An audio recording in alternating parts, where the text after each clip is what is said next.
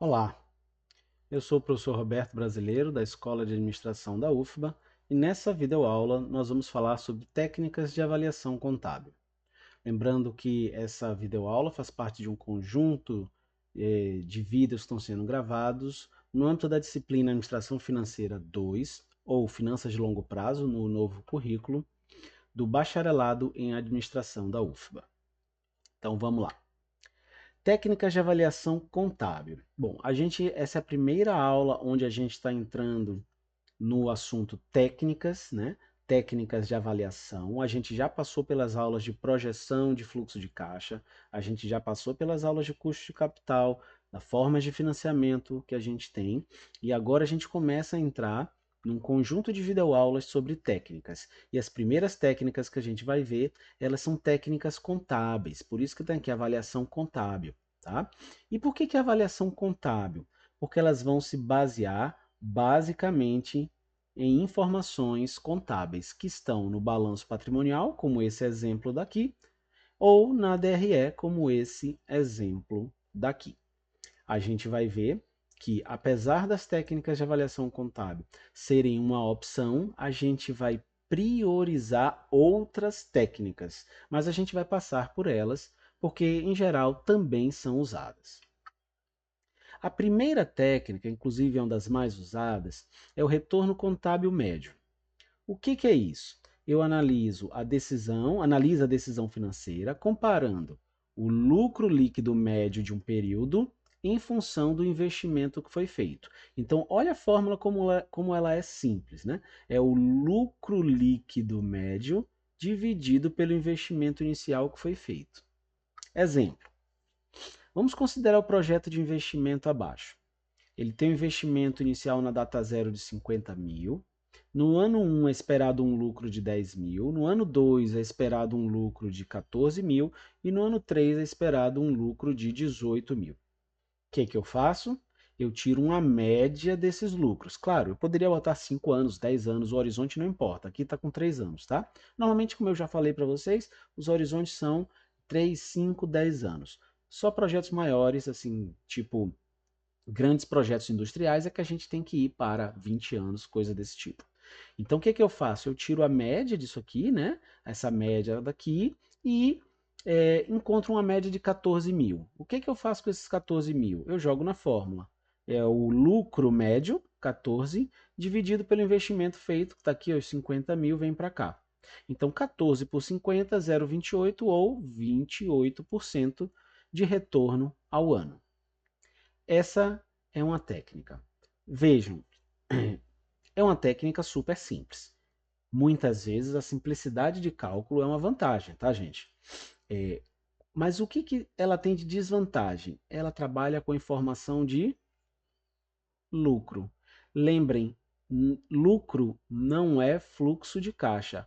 Lucro é diferente de fluxo de caixa. E aqui a gente está trabalhando com lucro. Então, trabalhar com lucro pode ser considerada uma desvantagem. Mas, como uma análise inicial, pode ser sim interessante, porque a simplificação do cálculo justifica a sua utilização. Uma outra técnica é a análise do ROI, do retorno sobre o investimento. ROI é um indicador que a gente estudou em Administração Financeira 1, ou Finanças de Curto Prazo, né? Ele é um dos indicadores de rentabilidade. Ele é um dos índices mais importantes do leque de índices que a gente estuda, e ele analisa o retorno da empresa, medido em lucro líquido, com o nível de investimento que a empresa tem, que são os seus ativos. Então, nada mais é do que lucro líquido sobre ativo. Esse é o cálculo do ROI com I. Tá? Críticas. O objetivo restrito em função do pequeno prazo associado à mensuração dos lucros. Então, aqui a gente está falando de um ano. Então, por exemplo, é o lucro líquido do ano 1 dividido pelo ativo do ano 1. O lucro líquido do ano 2 dividido pelo ativo do ano 2. Então, a gente está fazendo o cálculo anual. Eu não considero o lucro, por exemplo, em vários anos, como foi na técnica que a gente acabou de passar no retorno contábil médio. Né? E a gente tem uma outra crítica também associada ao lucro, né? Que lucro que a gente está falando aqui, né? A gente sabe que o lucro não é fluxo de caixa. Então, uma das críticas é essa. Exemplo aqui, digamos que a empresa tenha tido um lucro líquido de 231 mil e que seu ativo seja de 3.597.000, eu pego 231 e divido por 3.597.000 e encontro 6,4. Esse é o retorno da empresa, 6,4%. Interpretação: a empresa está obtendo um retorno de 6,4% sobre os seus ativos, ou, mesma coisa, para cada R$ 1 investido no ativo, que é o denominador, eu estou conseguindo gerar 6 centavos de lucro, aproximadamente, né? Porque é 6,4, aqui vai dar, ter um 4 aqui depois, mas enfim, 6 centavos de lucro. Agora, outras técnicas que a gente tem contábeis, que são associadas a análises pontuais. Vejam, essas técnicas, algumas delas a gente já viu na disciplina Administração Financeira 1, outras a gente viu na disciplina Custos. Então, ponto de equilíbrio mesmo é um assunto que está muito debatido em custos. Bom, como existe uma playlist da disciplina de custos, se você tiver dúvida, você pode assistir a videoaula sobre ponto de equilíbrio também na playlist de custos que está no YouTube. Então, o que é o ponto de equilíbrio contábil? É a quantidade vendida que faz com que o lucro contábil seja zero. A fórmula de cálculo é o ponto de equilíbrio contábil em quantidade vai ser uma relação entre os gastos fixos que eu tenho dividido pelo preço menos o gasto variável unitário. Então, preço unitário menos gasto variável unitário. Lembrando que isso aqui recebe o nome de margem de contribuição unitária. Aqui embaixo no denominador é tudo unitário. Tá legal? E se eu quiser o ponto de equilíbrio em reais, em faturamento, o que é que eu faço? Eu pego o ponto de equilíbrio que eu acabei de calcular e multiplico pelo preço. Esse ponto de equilíbrio é em grana. Então, por exemplo, aqui a gente teria um ponto de equilíbrio de, sei lá, 1.000 unidades. Então, o que que significa? Eu preciso vender 1.000 unidades para ter um lucro contábil igual a zero, ou seja, para não ter lucro nem prejuízo. Isso em unidades. Uma outra coisa seria, eu precisaria faturar, sei lá, 30 mil reais para atingir o ponto de equilíbrio. Então, se eu faturar 30 mil reais, eu consigo pagar todas as minhas contas, os custos e as despesas, e não sobra nada. O lucro é zero. Essa é a lógica do ponto de equilíbrio contábil. Então, se a gente for pegar o ponto de equilíbrio num gráfico, se eu pegar aqui um gráfico onde eu tenho a quantidade por reais, essa linha aqui verde é o gasto fixo. Observem que ele não oscila em função aqui da quantidade. Essa linha preta é o gasto variável. Claro, à medida que as quantidades aumentam, eu gasto mais. A soma de fixo e variável vai me dar essa linha vermelhinha daqui, ó, essa linha vermelhinha daqui, que vai ter o mínimo no gasto fixo e vai ter a inclinação da inclinação do gasto variável. E a linha em azul é a linha da receita. O ponto onde essas linhas se cruzam é exatamente o ponto de equilíbrio, que tem uma quantidade e tem uma receita. Observe que abaixo desse ponto, quer dizer, aqui, a quantidade vendida aqui, ou o faturamento ou a receita aqui, eu estou no prejuízo. Afinal de contas, a linha de gasto total ela é maior do que a linha de receita. Essa zona daqui é a zona de prejuízo. E a partir do ponto de equilíbrio, eu entro nesse espaço aqui, ó, que é exatamente o espaço azul do lucro. Quer dizer, quantidades vendidas acima do ponto de equilíbrio ou faturamento acima do ponto de equilíbrio, indicam para mim que eu estou tendo lucro. Bom, o ponto de equilíbrio, de certa forma, ele reflete o risco da empresa, porque empresas que têm ponto de equilíbrio muito para frente, em quantidades muito elevadas, elas são empresas mais arriscadas. Empresas que têm ponto de equilíbrio bem baixinho, um pouquinho que eu fature, um pouquinho de quantidade que eu venda, eu já atinjo o ponto de equilíbrio, são empresas menos arriscadas. A gente tem ainda outros dois tipos de equilíbrio, de ponto de equilíbrio. Vamos lá. O primeiro é o ponto de equilíbrio financeiro, né, que é o PEF, e ele é chamado de ponto de equilíbrio de caixa. Qual é a diferença dele para o anterior? Nos gastos fixos, eu não considero depreciação, ou seja, eu preciso subtrair depreciação dos gastos fixos. Por que a gente subtrai depreciação? Porque depreciação é um item não desembolsável. Tá legal? Embaixo continua o mesmo, isso aqui é margem de contribuição unitária. E o outro ponto de equilíbrio é o ponto de equilíbrio econômico, o PEE. Qual é a diferença? Aos gastos fixos, eu preciso adicionar uma remuneração do capital próprio, como se fosse um retorno exigido pelo acionista. Então, o acionista ele exige um retorno. Então, esse retorno seria adicionado aqui no gasto fixo. Obviamente que esse ponto de equilíbrio aqui, quando ele é atingido, já houve remuneração do capital próprio, tá? Então, passar desse ponto de equilíbrio significa um extra em termos de remuneração do capital próprio. Embaixo não muda nada, isso aqui continua sendo margem de contribuição unitária. Bom, a gente tem ainda margens de segurança. O que é margem de segurança? É o que eu estou acima do ponto de equilíbrio, ou seja, o que se pode perder em vendas sem incorrer em prejuízo. Essa margem de segurança pode ser dada em quantidade, que é o volume de vendas que eu tenho em quantidade menos o ponto de equilíbrio em quantidade. Ela pode ser dada em reais, que é o volume de vendas em reais que eu tenho, a minha receita, ou o meu faturamento, mesma coisa, menos o ponto de equilíbrio em reais. E ela pode ser dada em percentual, que é muito comum da gente apresentar. Que é o quê? A margem de segurança em quantidade dividido pela quantidade vendida, ou a margem de segurança em reais dividido pela receita que eu tenho. Vamos pegar aqui para a gente ver. Digamos que uma empresa esteja com um volume de venda aqui, em 600 unidades. O ponto de equilíbrio dela está aqui, em 500 unidades. Em 500 unidades, a empresa tem um ponto de equilíbrio, observe que está aqui o ponto de equilíbrio, que representa um faturamento de R$ 5.000. Essa empresa está vendendo 600 unidades, ou seja, ela está acima do ponto de equilíbrio. E essas 600 unidades geram um faturamento de R$ 6.000. A margem de segurança em reais, é exatamente esse 1.000 daqui, ó. Essa diferença.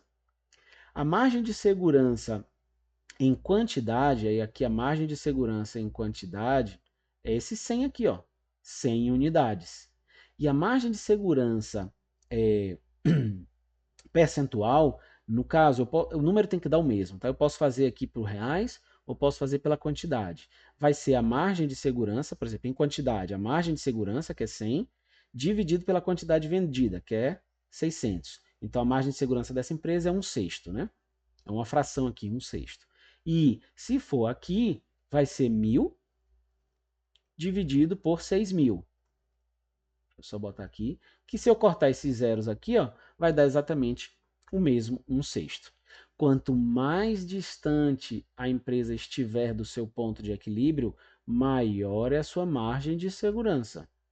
Tá legal? Consequentemente, menor vai ser o seu nível de risco. Ok, e se eu estiver trabalhando com múltiplos produtos ou múltiplos serviços?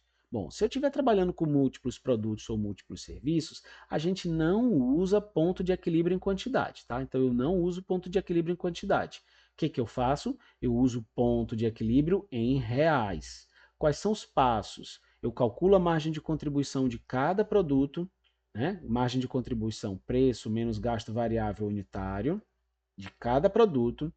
Depois eu calculo a margem de contribuição relativa de cada produto. O que é isso? É a sua margem de contribuição em relação à receita, ou seja, isso aqui é um percentual. E depois eu calculo a margem de contribuição média. Digamos que eu tenha 3 produtos. Eu calculo a margem de contribuição relativa do produto A, do produto B e do produto C. Depois eu faço uma média. E a minha margem média é que interessa. Só que essa margem média não pode ser uma média aritmética simples, ela tem que ser uma média aritmética ponderada. Né? Ponderada por quem? Pela quantidade vendida de cada produto. A quantidade vendida funciona aqui como peso. Tá? E aí a gente usa essa fórmula. Gastos fixos dividido pela minha margem de contribuição relativa média. E aí a gente vai ter um resultado em reais. Porque, veja, uma empresa que está vendendo 3 produtos, não interessa o ponto de equilíbrio dela no sentido de, olha, preciso vender 10 produtos do A, 15 do B, 20 do C. Essa informação ela não é útil. A informação útil é a empresa precisa faturar, sei lá, R$ 20.000 para poder atingir o seu ponto de equilíbrio. Não importa se vai ser do A, do B ou do C. Ela precisa faturar R$ 20.000. Faturando 20 mil reais, ela atinge seu ponto de equilíbrio. Bom, e a última técnica que a gente tem é a técnica de alavancagem, que a gente também já viu. Vejam, a gente viu alavancagem na disciplina custos, tem videoaula aí disso. A gente viu alavancagem na disciplina Administração Financeira 1, tem videoaula também lá na playlist de Administração Financeira 1. Vou passar rapidinho fazendo uma revisão de alavancagem aqui. Alavancagem é a análise de como uma variação nas vendas, lembre, vendas aqui a gente está falando de receita, que é a mesma coisa que faturamento. Como essa variação na receita impacta em variações no LAGI, que é o lucro operacional, e no lucro líquido. E a alavancagem, ela só existe por conta da existência de gastos fixos operacionais e financeiros. A gente vai ter três tipos de alavancagem: a operacional, a financeira e a combinada. E aí vamos direto para o exemplo. Digamos que eu tenho uma receita de 100, gasto variável de 40% dessa receita. A gente tem uma situação ou uma empresa, Brisa, que tem gastos fixos de 20 e não tem endividamento. A gente tem uma outra empresa, Vento, que tem gastos fixos de 40 e não tem endividamento também. E a gente tem a terceira situação, Tempestade, onde tem gastos fixos de 40 e tem endividamento, que faz com que eu pague juros, despesas financeiras, de 5 por período. Lembrando que despesas financeiras e juros são considerados gastos fixos, tá? Bom, essa aqui seria a situação da Brisa. Vamos pensar primeiro na situação base. Eu tenho uma receita de 100, gastos fixos de 20, gastos variáveis de 40%, 40% de 100 é 40, isso dá um LAGIR de 40, não tem juros, um LAIR de 40. O lucro líquido, digamos assim, seria proporcional, né? Pronto. O que acontece se eu tiver uma queda de 20% na receita ou se eu tiver um acréscimo de 20% na receita? A análise vai ser a mesma, gente. Tanto faz para menos ou para mais. Ela vai ser igualzinho. Aqui a gente tem os resultados. A receita cairia para 80 ou aumentaria para 120. Os gastos fixos não mudam, observem que eles não mudam. Eu tenho aqui 40% de 80, que é 32, 40% de 120, que é 48, e aí vai dar um LAGI de 28 e de 52, que é o mesmo do LAI. Observem que uma variação de 20% aqui na receita gera uma variação de 30% no LAGI, que nesse caso é igual à mesma variação de 30% no LAI. Essa variação de 30% aqui, ó, essa conta daqui, ó. Se eu pegar de 40 para 52, a variação de 40 para 52 eu posso fazer como sendo 52 dividido por 40 menos 1. Isso aqui vai dar 0,3, que é a mesma coisa que 30%. Tá? Então veja que uma variação de 20 gerou uma variação de 30 no LAGI e de 30 no LAI. Qual o lucro líquido? Também daria a mesma coisa. Agora vamos ver a outra situação da Vento. Aqui eu também tenho menos 20 mais 20. E onde é que está a diferença? Aqui, ó. Essa empresa ela tem mais gastos fixos, o dobro para ser mais exato, do que a anterior. O gasto variável é a mesma coisa, e isso muda o seu lucro líquido. O seu LAI, obviamente, o mesmo LAGI, porque não tem juros. Então, nesse caso aqui, a variação aqui é de 20%. A variação no LAGI aqui não é mais de 20, ela é de 60. Lembra no slide anterior era 30. E essa variação é a mesma daqui, que é de 30. Então, esse cálculo aqui de 20 para 30, eu faria 32 dividido por 20 menos 1. Isso aqui dá 0,6, que é a mesma coisa que 60%. Então, essa empresa daqui, ela tem muito mais alavancagem do que a anterior. Por quê? Porque esse efeito daqui para cá e daqui para cá, ou daqui para cá direto, é muito maior do que o anterior. Se no anterior a gente estava falando de 30%, aqui a gente está falando de 60%. Então a gente diz que essa empresa daqui é mais alavancada. E o nosso último exemplo é exatamente igual ao anterior, com relação aos gastos fixos, só que eu tenho agora, eu tenho agora juros. Aqui eu estou fazendo a mesma conta, menos 20% ou mais 20%, tanto faz, eu não preciso fazer os dois cenários, tá? E eu vejo que um aumento de 20% da receita gera um aumento de 60% no Lagi e gera um aumento de 80% no LAI. Então veja, esse é o exemplo completo, é o exemplo mais interessante para a gente entender as diferentes alavancagens. Então veja, a alavancagem decorre da existência de gastos fixos, sejam eles operacionais, que é o caso aqui, sejam eles gastos fixos financeiros. Isso aqui é gasto fixo, isso aqui é gasto fixo. Então são eles dois que fazem a alavancagem. E observem, eu tenho uma alavancagem que é daqui para cá. Essa alavancagem aqui é a alavancagem operacional. Eu tenho uma alavancagem daqui, desculpem, daqui para cá. Essa alavancagem é daqui, ó, que aqui é 60, aqui é 80. Então, para não ter alavancagem aqui, aqui teria que ser 60, aqui teria que ser 60. Como tem de 60 para 80, existe uma alavancagem aqui. Claro, existem gastos fixos aqui. Essa alavancagem aqui é chamada alavancagem financeira. E se eu pegar a variação daqui direto para o 80, a gente tem o efeito conjunto da alavancagem operacional com a alavancagem financeira, que é exatamente a alavancagem conjunta ou alavancagem combinada. No caso das alavancagens, eu posso calcular indicadores. Ó, eu trouxe aqui os percentuais, né? Uma variação de 20% nas vendas gerou uma variação de 30% e de 30%. Opa, peraí, deixa eu voltar aqui. Deixa eu só voltar aqui, pessoal. Pronto. Então aqui eu tenho uma variação de 20 aqui, gerou uma variação de 30 e de 30. Uma variação aqui na vento de 20 gerou 60 e 60. Depois, na tempestade, uma variação de 20 gerou 60 e gerou 80. Eu posso usar as fórmulas de cálculo de grau. Grau de alavancagem operacional apresenta a relação entre a variação do Lagi e a variação das vendas. Então, o que eu estou calculando aqui? É esse 1,5, esse 3 e esse 3. Como é que eu fiz essa conta? É o 30%, no caso aqui, ó, é o 30% dividido pelo 20%. Aqui é o 60% dividido pelo 20%. E aqui é o 60% dividido pelo 20%.